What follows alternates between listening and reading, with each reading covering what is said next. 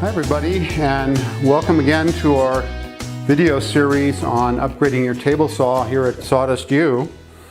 And this is going to be the last video as far as the table saw accessories is set up, and this will be on how to cable the table saw fence that we looked at in the previous video to control the posts front and rear that grab onto the front and rear respectively of the table saw. So I'm going to move the actual fence out of the way, and we'll move over to this little wooden mock-up I put together. I hope you can see it okay. I'll try to walk you through it. Let's start with the furthest post, the one that grabs the back of the table, because that's very straightforward. This represents obviously the inside of your 2-inch by 3-inch fence. Now, of course, if you use a larger size, I was tempted to go 3 by 3, but the stuff's quite heavy. And I wanted it heavy duty enough not to have any deflection and for longevity, but I didn't want it so heavy that it was prohibitive to move around, because if you move the whole assemblage here with the base and the rails, you're talking about a lot of weight. So I settled on a 2-inch by 3-inch piece of extruded aluminum with 1/4-inch walls. And it's very strong, more than heavy enough for my needs, and I think it would be for yours also.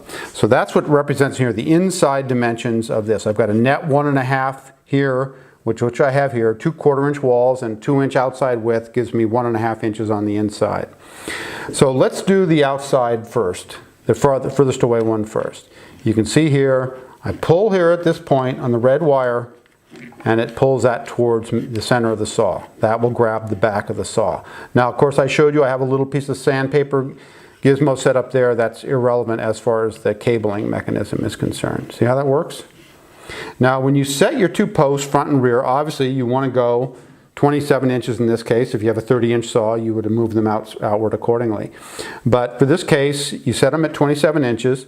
Here's the post. Now the ones on my actual saw are 1x1 stainless steel tubing, and I've got the mechanism of fastening it and pivoting is a 5/16 inch grade 8 bolt.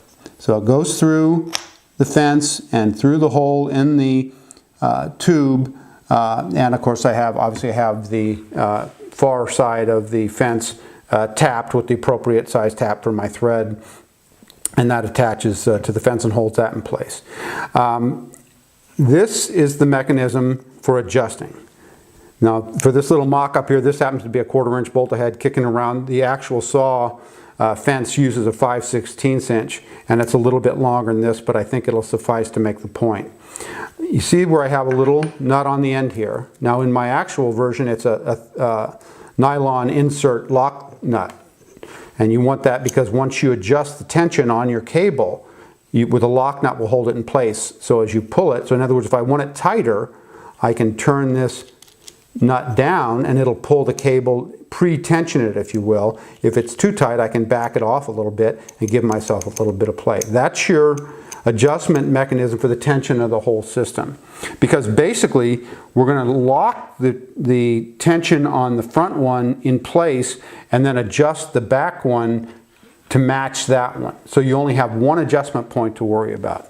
Now, once again, on the real saw, I drilled a hole through the end of the threaded rod. I put my aircraft quality 1/16 inch stainless steel cable, 7-strand, very strong, with a crimping sleeve, slipped on it here, crimp it down, so it basically looks like that. You see it? Now, for the sake of our little demo here, I'm just going to wire it onto the end so I can show you how it works. But in the actual fence has the crimp and the hole in the threaded rod.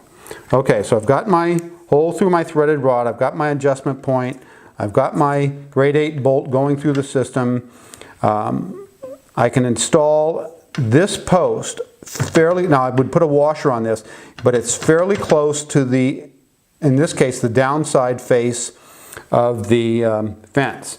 Now the reason for that is my cable can then run just above the inside edge of that face and on the underneath side of this post. You see, I've shimmed this post up a little bit to give myself a little bit of space. That red cable you see then goes to my handle. Now the handle has, this is wood obviously, but on my version I have 1/4 inch thick aluminum with 2 small holes in it. I feed the cable through the hole, I put a crimp on the end of it, and I hold that in place for now because I want to get some adjustment of that before I crimp it down tight. Okay, that's good. That's simple, that's straightforward. You can see that. You pull on the red, it pivots on the point and comes closer to your handle and locks the rear of the fence. Now we go to the front of the fence.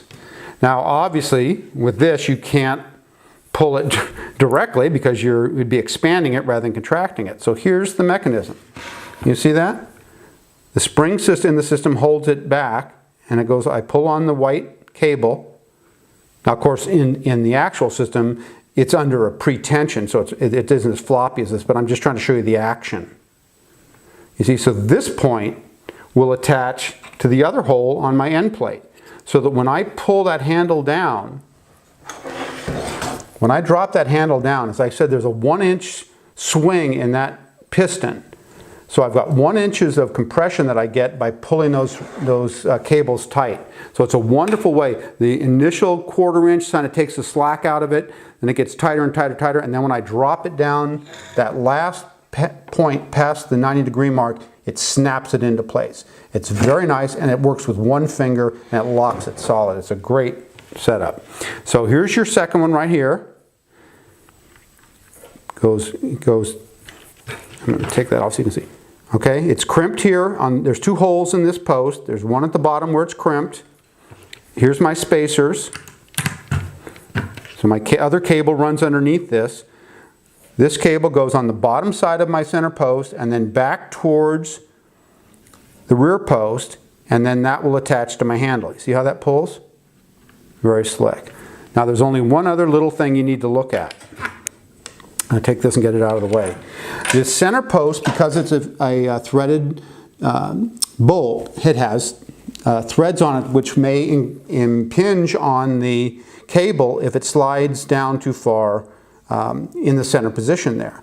So what I did was found a little sleeve of some chrome steel tubing, slipped it over this so that I had a nice smooth surface for the cable to run on. Now I happen to have a deep well socket here I'm using for my mock-up, but it would be the same size across the whole thing. The key component I'm making here is, see, if I just went like this, can you see that? If I did that, the cable runs the risk. It would be small, but it could happen. Moving the fence back and forth if the cable was in the slack position, where the cable would slide down to the end here and pinch between the sleeve and the inside face of the fence. That wouldn't be good because it would wear it out and bind it also.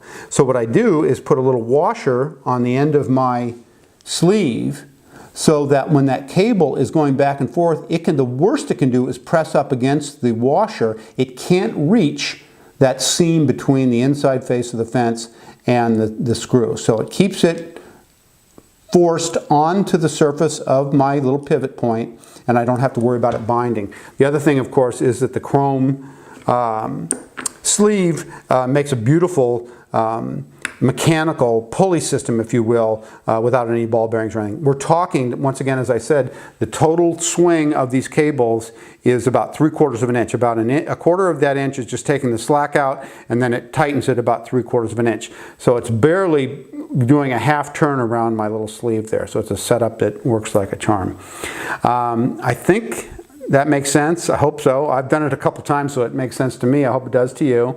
I'll try to do a schematic on the website, SawdustU.com, and you can take a look at that. I'll use different colored inks to analogous to the different colored cables I've used here, and hopefully it'll make sense. I also will have a source for the handle. This is the second handle version I used on this fence. The first one I had was just a little too lightweight, and I stumbled across this one. It's much heavier duty, and it has a cast iron framework and then very nice riveted system and very little play in it, and a very nice piston that moves that 1 inch mark. So it all assembled and everything. It's nice. You move that back and forth with one finger. You can align it to 1/100th of an inch on your scale, and then you lock it in place with one finger. I don't know how you do better than that. So thanks for watching. Send me some questions if you got them, if I missed something, or if it was too convoluted of an explanation, let me know and I'll try to clean it up for you. Thanks for watching.